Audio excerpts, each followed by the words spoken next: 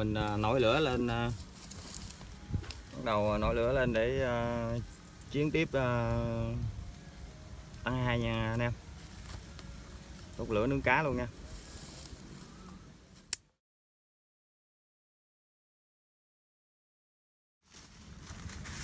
Nó lót nó chưa được không? Được.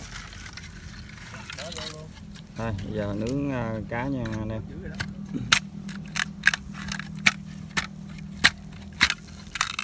Vàng ngon.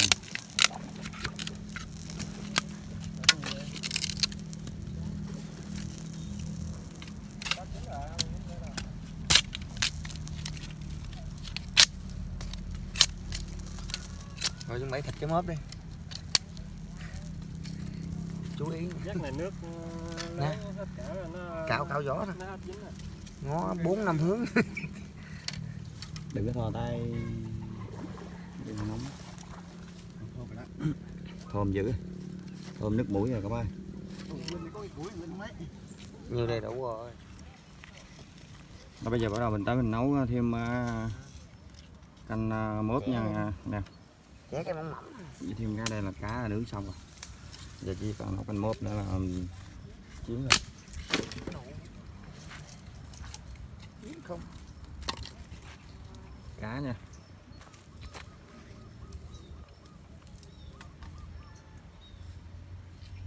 Cá mình sẽ nấu canh mớp.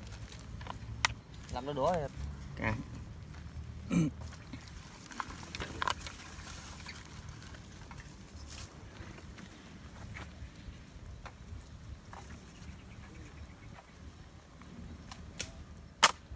Chúng ta cũng đang vẫn ở đảo chờ những cái thực phẩm. Bây giờ là bị cô lập rồi. Giờ sinh tồn trên đảo. Chơi với dế.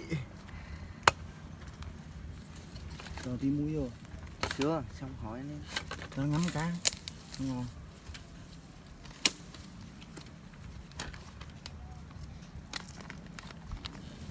Này có mùi ngọt sẵn khỏi đường.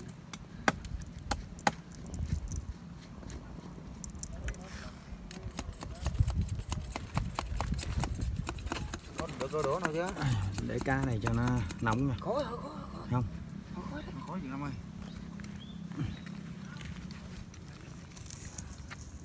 Chắc đủ miệng quá. Chắc gạo thôi luôn á. Đây, lên cá. Rồi xong hiểu luôn. Biết lắm. Tắt luôn cho lành. Lên. Không biết có cá hay không thôi. Thấy giật mạnh lắm á. Giật quặt cái đợt câu cá gan nha. Có cá.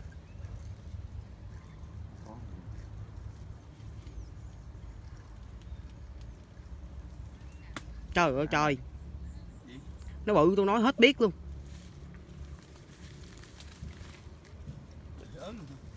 Giật như là Hugo vậy. Các bạn nhìn thấy nồi canh hấp dẫn nha các bạn. Cá trên Cái muỗng vớt bọt đây. đi gừng chỉ có vậy thôi. Gừng miếng chỉ quậy là ngon nhất rồi. Bé dưới hiếp. Để chơi trận thứ hai luôn anh em ơi. Này cá nướng là mắc khén nha. Mua ớt mắc khén nha. Hết mắc khén lại luôn hả? Cho hết vô đi. Còn Ngon. sẵn. Ừ? Sẵn này đi lấy luôn. Đâu? Bình đó bỏ đâu rồi? Trong cái giỏ. Bụi cái nắp kia đừng bẫy ấy luôn. Qua đã. Thôi mời anh em nha.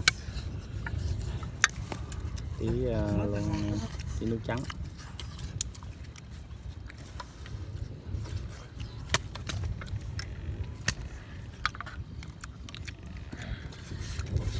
Này mình đánh tăng 2 anh em nè. Chiều chiều về nhà cái mình nấu cái kênh tăng 3. làm cá mình đánh tăng 3. Làm mạnh mạnh đi Bình. Anh này hơi sương. Ngọt. Vô không lưỡi này. Má xương mà cá nó ngọt. Vô nha bà con cô bác ơi. Trong đêm mua theo thịt. Thôi bị đã. Ngon lắm đó nha. Đây mình chơi dân dã nha. Quên đó, con mò cam đó. Đây, cá chấm mắc khén nha. Rất là ok. Này muối chấm độc quyền nha. Hấp cá luôn mình.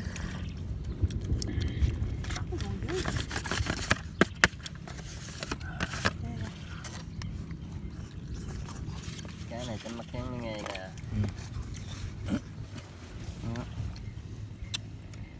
Cuộn này đâu? Lá lốt lá sung hả?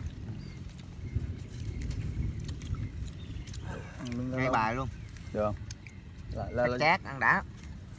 tập lá lốt cho được không? Được. Ăn họ có kết quả biết liền.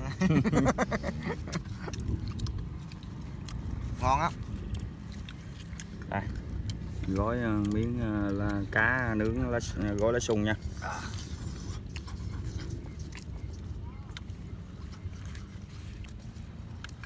Trời này không thể nào câu được. Thêm cái này nữa nha. Này là cái ly á.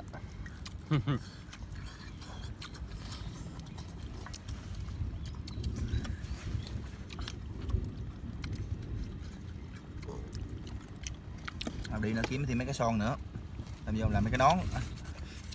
Đợi xong rồi xuống đây nấu. Nó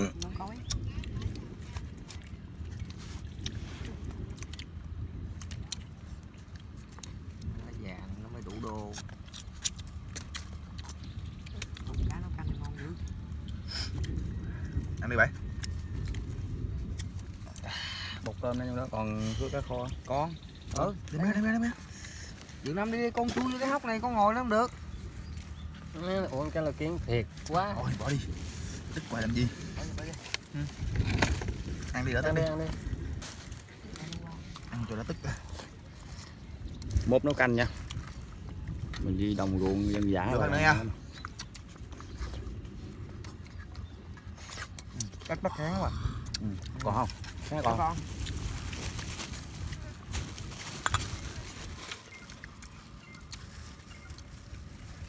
Có miếng cơm đó ăn đi.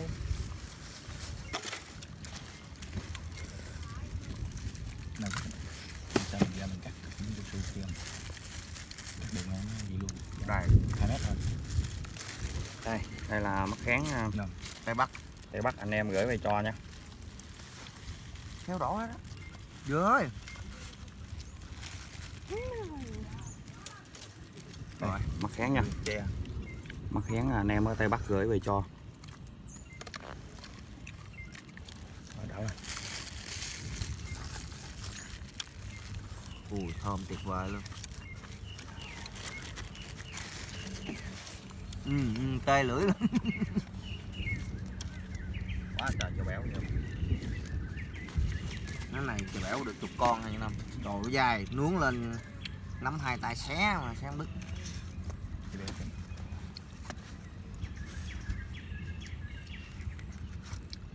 Mời anh em nhé, ly nữa nha. Vô. Đừng dẫm đến thực phẩm của anh.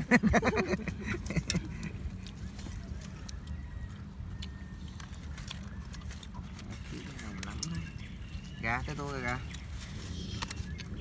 Vụ này bán 15.000 lít cũng được. Được, vụ này ngon. Uống im hơn cho mình. Chắc ở đây ta lọ nhiều quá. Không, ta nấu bằng ruộng, nấu gạo, gạo. Má chỉ mưa quá. Mưa ra à? Mẹ tắm mưa. Chết mẹ rồi. Điện thoại đâu bên? Thôi lên rồi. Mưa vẫn chơi anh em ơi. Thôi, vô ra. Rồi, hiệp mời anh em nè. Rồi tới mình nha, mời anh em luôn nha. Dân chơi ngày gì mưa ơi. Ôi còn con cá nữa.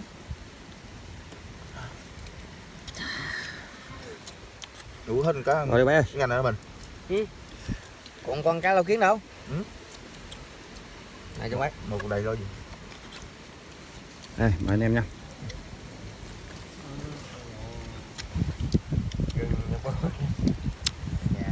Thêm mưa. khá là mưa to nha. Xong rồi. Này anh em chúi vô cái bụi tre. Rồi tiếp tục khác.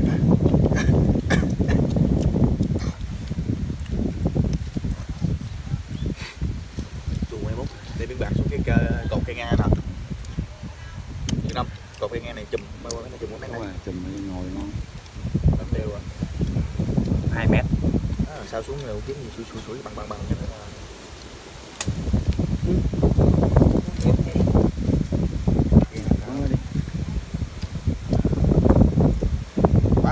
quá Mẹ đấy, bụi ăn bụi luôn.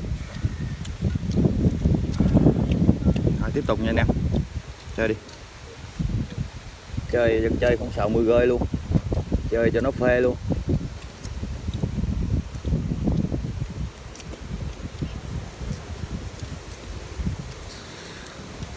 Đốn cái cây gác ngang đây nè. Em qua đây nè. Em qua đây nè. Chùm hai bên xuống là gì nè? Thành ra Cột 4 kia 40 cao su, cột xuống trái này là được rồi, 4 Vậy là im luôn. Ngủ vô từ. thôi mưa quá. Mấy anh em. Anh em bây giờ là cũng tầm 4-5 giờ rồi nhé. Thôi mình bây giờ mưa cũng khá là to. Mình sẽ cất cái máy quay mình nhé. Mình tạm chia tay anh em, hẹn anh em lên clip sau nha. Bye bye tất cả, chào anh em nhé. Đây các anh em, cả anh Linh, anh Hiệp, cả anh Thanh, cả Nguyễn Bình luôn nha. Tất cả chào hết anh em nhé. Hẹn lại clip sau. Hello, xin chào.